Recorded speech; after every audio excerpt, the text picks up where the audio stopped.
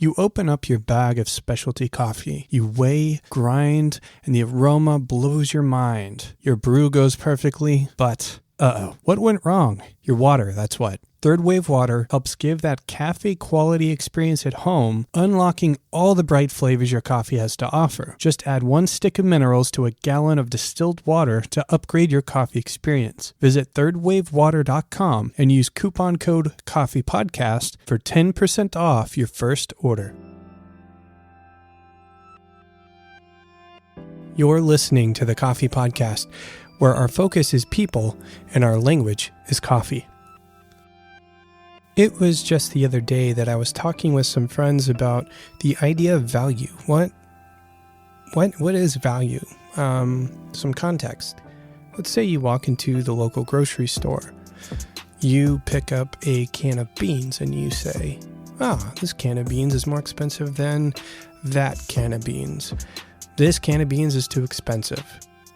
What do I mean? And how did I get here? What is too expensive? Is it relative?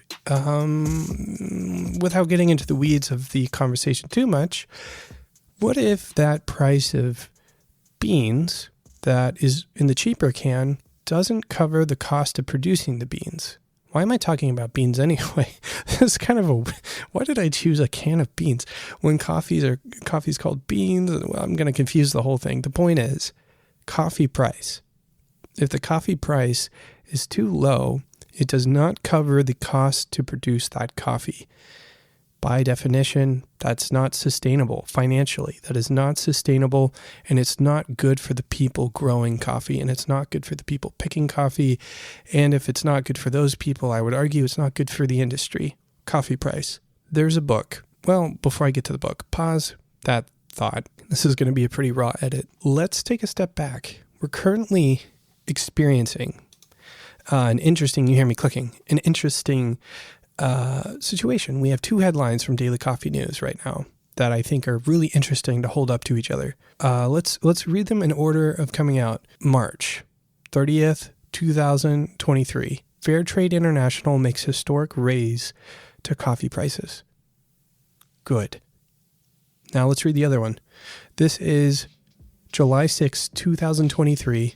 Nick Brown, Fairtrade USA freezing price minimums, plans to revise model. We're not going into these topics, actually. I recommend going and reading the articles. I'll link to them in the podcast episode description. But what we are going to talk about is, as I pick up this book, you can hear me flipping the pages. It's called Cheap Coffee. It has a photo of an upside-down coffee mug. And the subtitle is Behind the Curtain of the Global Coffee Trade, and our guest today is Carl Weinhold, the author. Carl, welcome to the show. I want to hear a little bit about your coffee story. Where does it start? Have you always been in coffee, or was there a major transition point for you? Yeah, it was kind of a gradual shift, I guess, and not the traditional one straight into coffee. I worked in rural development, if that's a term, for a while with different crops, mostly like agriculture, how to get some product that's grown in somewhere in the global south to somewhere else in the global north, because I and the people I worked with thought that was always a good thing. So I did that and overlap with coffee in different parts of Latin America from time to time for a few years. And at a certain point, I thought something's missing here.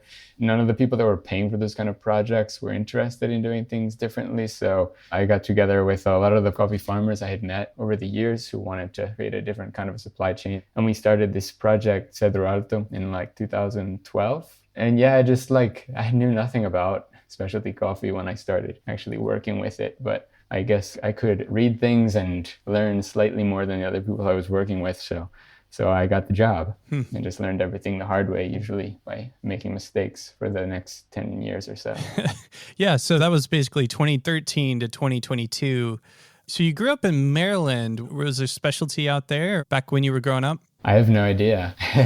Well, I left there when I was 17, I guess. Okay. So I never went back, really. Okay. But no, actually, the first specialty coffee I ever had was in Colombia. Oh, cool. And you spent most of your time in Colombia, and that's where Cedro Alto was as well, right? Yeah, that's right. Okay. Started off like here and there, Brazil, Mexico, and Central America.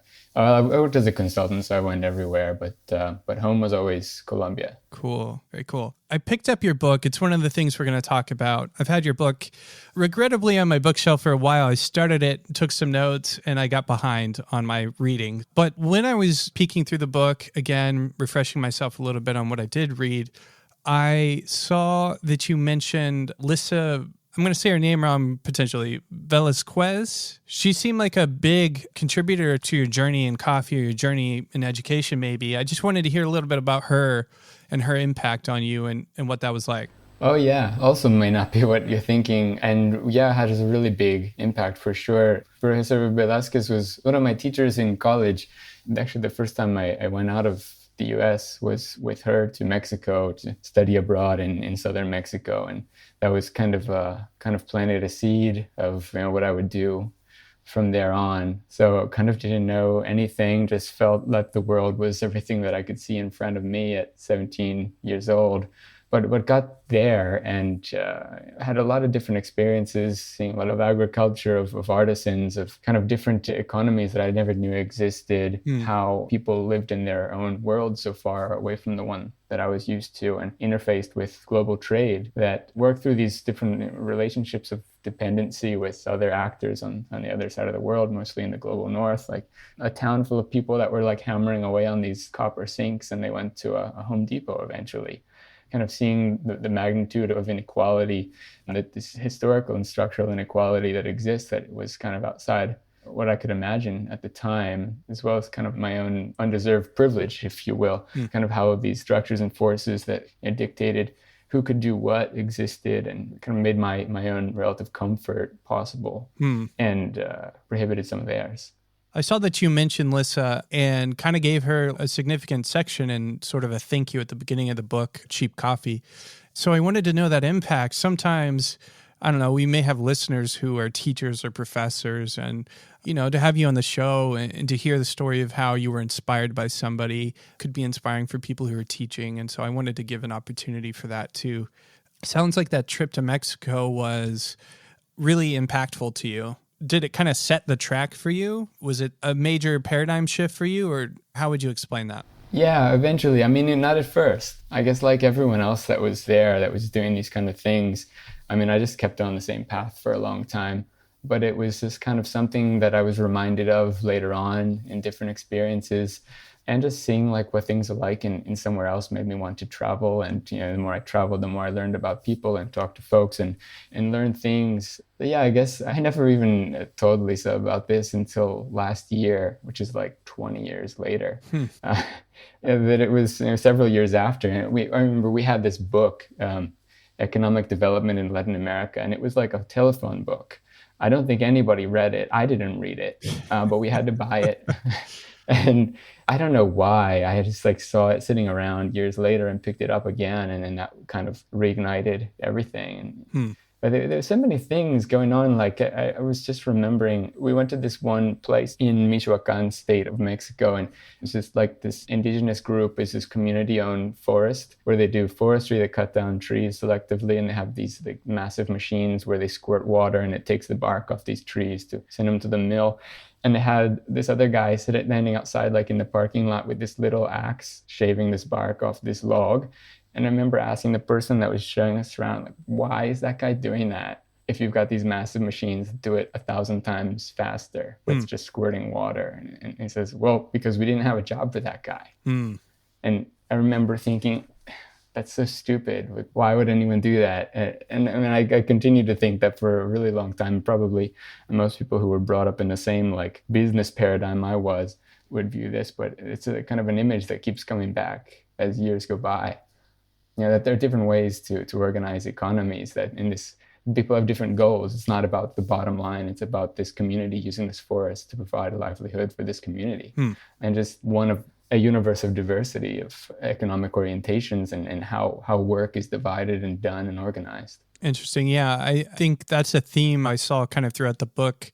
And also as we move on to talk about the agroecology stuff, that there's this theme of, the bottom line is not what everybody always thinks about when they're making decisions.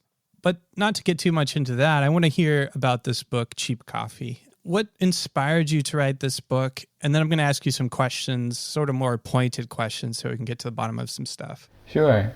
Yeah, I guess when I started this, I had been working with this kind of stuff with moving coffee around and trying to represent this group of farmers for about 8 years or so. And I had a lot of good conversations with other folks along the chain, with roasters especially. I was doing all the sales.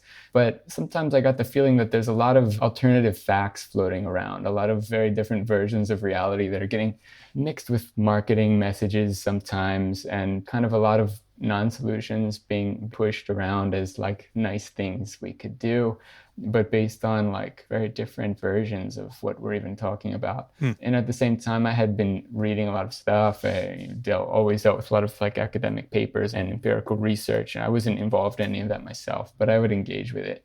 So, I tried to just put together everything that I had noticed and learned and read about, because I had probably worked through thousands of pages of academic literature, and I knew that people that have to stand in front of a roaster all day probably aren't going to have time to work through all that. So I just kind of wanted to pull together everything that I had accessed over the previous almost a decade and put that into some kind of a more digestible version. Yeah. I mean, not necessarily to sell more coffee, just to kind of put it all together, put it all out there. Like, these are the different perspectives on how this thing could work. We don't really know, but just be aware that there's different ways to look at it. Is kind of what I tried to do.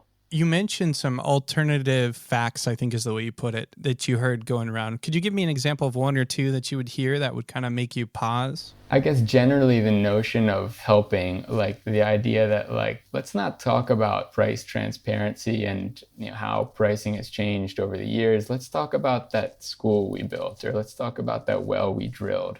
These kind of things, how do I say, diversions from what's really going on. Like, I'm not going to give you that, but I'll give you this other stuff instead. Okay. Kind of drawing attention away from what might have been central, or how transparency is used. Like, I'll be transparent about this thing, so I don't have to be about that other thing. Oh, okay. So you're saying like, we'll talk about the thing that we're impacting in the coffee growing region, but we're not going to talk about the price of coffee. Am I on the right track? Yeah, for example. Okay. So what is cheap coffee? Let's try and set this into different contexts. When I say cheap and somebody else says cheap, maybe they're thinking different prices. Can we try and get an idea for what would be maybe cheap green, cheap 1 pound roasted, a cheap 12-ounce cup of coffee? What do we mean when we're saying cheap? I wish I could answer that question. And I might have been able to try if this were 2 years ago, but the world has changed a lot in that time. So yeah, it's difficult because it's relative. I mean, ask someone what's cheap, it will be something that's cheaper than something else. But what if they're all cheap, or what if they're all expensive and one is not cheap and the other one's expensive? So these are tough, like, philosophical questions. But I think what we can point to is that retail coffee and green coffee have gotten cheaper over the last 30 years. Okay. In real terms and even in nominal terms. I think the consumer price index for coffee in the US has been negative for at least the last 10 years, or in a total of the last 10 years, I mean. I have to see what exact year range that's from. I saw that the other day. And then in relative terms, since the C market has risen in the last couple of years, that you could say, okay, coffee's not cheap anymore. It was until 2020, but not anymore. But as that's happened, we've seen, at least in Colombia, where I still talk to a lot of farmers, the direct production costs have risen even more. So by coffee not becoming cheap anymore, it still kind of is cheap because the costs of making it have risen so much that farmers aren't actually doing better because of this. So then if you think about that, you can say, well, we don't even need to raise the price then, because farmers aren't going to make money anyway. So this is like just the complete dependency on both sides, or there's kind of treading water there. So I don't know, to muddy the water even further for you, I don't know what it is. It's been a while since I had this kind of conversation about going to a diner and, having unlimited refills of this drink. Oh, yeah. Being kind of a picture of, it's just, there's just so much of it. It's just so cheap. I can just refill your cup for 12 hours a day, no extra charge kind of thing. That's a picture maybe of the problem that we take for advantage. At least in the US, you go to a diner and they just refill, as if it's just unlimited unlimited. Yeah. But yeah, I see what you're saying. It's how do you define what is cheap? And I mean, what's cheap to one person isn't cheap to somebody else. One way I think we can look at is at reference points. I mean, unfortunately, the C market is the main reference point for most folks, even though it's like one specific thing, one specific grade of coffee. But there are other things like the Specialty Coffee Transaction Guide is something that I think is really useful. And I was just looking at that recently, and in the last couple of years, we can look at like 83 point plus specialty coffee. I think the median price is $4.47 per pound. Okay. So there's one number for people to keep in mind. Is that a good price or is it a bad price? I have no idea. I don't think anyone could. It's relative to the context, to somebody's lifestyle, whatever. Yeah. About 20% of retail prices of green coffee were the FOB prices, so the export price. And then of the export price, 80% of that went to farm gate. And that's the global aggregate medians. So I think those kind of numbers are useful. I mean, that's to compare one supply chain to the pack. But is the pack doing okay or not? That's another question. Yeah. You know, the definition of a specialty coffee being 80 points or plus, right? That would be a specialty. Anything below is considered commodity. Yeah. So looking at very specific thresholds for quality too is going to have different implications on price. I mean, the way that I might think of it is, you know, on a tight budget in my household, if I'm buying specialty, we're around $15 to $17 a pound is kind of where we sit, which I don't consider to be cheap coffee. It's certainly not expensive, but then you go to a place like in the US, you might go to Costco or something like that and see a 5-pound bag for something significantly less. Yeah. Yeah, it's hard to have a conversation about this. I think it's quite opaque and kind of impossible to get to the bottom of currently, because as a consumer, what you see on the price may have nothing to do with, you know, how the rest of the folks involved are being compensated. I mean, there are really scaled roasters that are still doing a good job of roasting the coffee, but their processing cost is so much less than someone with like a full-time employee standing in front of a 5-kilo roaster all the time. Because of scale, right? Yeah. And I mean, does a 5-kilo coffee taste better than a full bag roaster? I doubt it. I mean, if it's anyone's guess. Okay, let's move on to some less murky water, maybe. I don't know, maybe it's just as murky. If I say I want cheap and really good coffee, I want it to be cheap, I want it to be good. This reminds me of that triangle. I think it's a triangle that I've seen where it's like there's quality, there's price. What's the third one? I don't remember. Do you know what I'm talking about? Yeah, like you can have 2, but you can't have 3. Yeah, it's something like that. You can have 2, but you can't have all 3. Is there anything fundamentally wrong with this statement? I think I kind of just let the cat out of the bag on this one, but... No, I don't think so. And I mean, if you do have one of those triangles, there's nothing that says you can't have all 3. If we're talking about geometry, maybe, but this is not geometry. You know, this is trade and social behavior. Yeah. But this is natural. This is human nature. You have a finite amount of resources. You want to do as much as you can. I mean, everyone has their income and, you know, they want to have the best standard of living they can with that. That's completely normal. It would be, you know, frightening if that weren't the case. But I think the difference is like, what are you willing to do to maximize your own interests? Are you willing to sacrifice someone else's interests? Are there like guardrails that prevent you from, you know, affecting someone else's interests based on your own? And, you know, this is a question of bargaining power. So I think there's like this intuition that if I go to the store, whatever they charge me, I'll pick up this thing. They charged me this amount. I'm going to pay this amount. Why would I pay more? I couldn't even pay more if I wanted to. But then the question becomes, why is that thing on your shelf with that price? Is that someone else's fault or is that your fault? You know, this is tough because, like, I mean, they offered it to me. That's what it said on that offer sheet, and that's the price I paid. So it's not my fault. So I think this is where it gets tough, that like, why are the options available to someone? Like, if I can squeeze you down to a level where you can't even move or eat or do anything because I want to, you know, have you do something for me, then should you be able to do that? Like, people have desires all the time, but they don't act on them. You know, people might get very angry and want to injure someone, but just because they have a desire doesn't mean they should be able to do it or it's justifiable to do it. You got me thinking about that image of, yeah, I grabbed something on the shelf at the grocery store and paid the price. That's the price of that thing because that's what the sticker said. Yeah. And I think there's a sensitivity, like if I go back and it's 50 cents more, am I going to really notice? Like, is Jesse going to notice? Maybe not. If it's $2, $3 more, am I still going to buy it? Am I going to throw a tantrum in the aisle? Yeah. Like, what's going to happen? And this gets to the markups as well. I mean, if we look, like what I'm working on now has something to do with this, is like how these markups have evolved. I mean, this has something to do with the cost of processing roasted coffee, but that technology hasn't changed much in a long time. But we can see in empirical economic studies that as the price of green coffee goes up, the retail price of coffee goes up. As the green coffee price goes down, the retail coffee price does not go down nearly as much or as fast.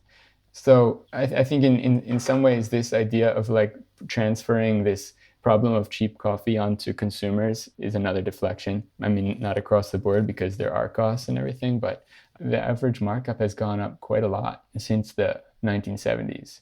So I don't think this needs to be put completely on consumers all the time. Yeah. Interesting. And there's been a lot of history and like a lot of major, I feel like, coffee events since the 1970s too. Not to get into those. Let's see here. I'm going to pivot a little bit. Sure. When you started to write this book, Cheap Coffee, did any topics morph as you wrote? Did you come into it expecting like, hey, these are exactly the topics? Or did something blow your mind and say, oh man, I got to include this? I'm curious about the process.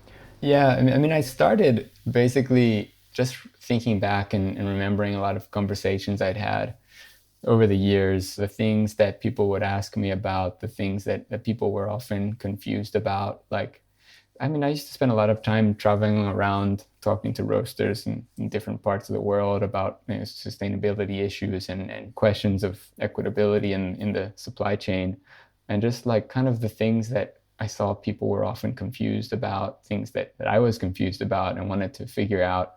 And it was just that. Then I started kind of reading everything I could get my hands on and making it into a big old spaghetti bowl and then trying to organize it and get it all grouped into topics and things. But yeah, I mean, what I thought it was going to be didn't end up being what it was. A lot of like the quote unquote economics of it.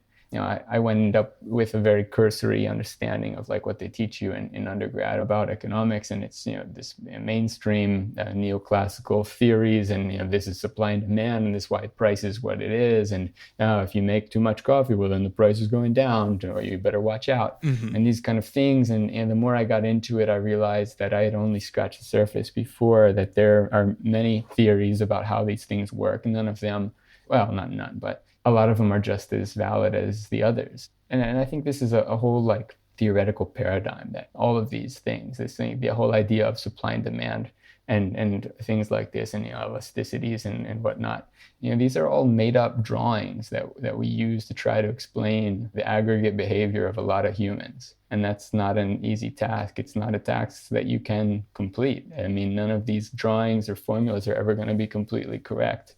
And I just kind of took a lot of them as fact in the past. I saw some contradictions where what I would notice in reality didn't really match up to that formula and that little drawing that I knew was supposed to be correct. But it was only getting into it that I realized that there are actually some really fundamental contradictions, that these little drawings might not really be sufficient to answer the questions that need to be asked here. That, you know, the socially complex stakeholder groups can't be summarized with a model. Like, these are groups of human beings. They're always changing. They have different aspirations. It's not just, you know, profit rational. You can't predict their behavior based on one single formula. Interesting, yeah. I also realized I was guilty of a lot of the things that I was critiquing, and things I hadn't planned on critiquing when I started doing it in my work. I realized that I had been the one that was prescriptive, that wasn't really listening to the people who were being affected by, you know, how we were setting up these supply chains. I thought I knew what was best for people a lot of the time.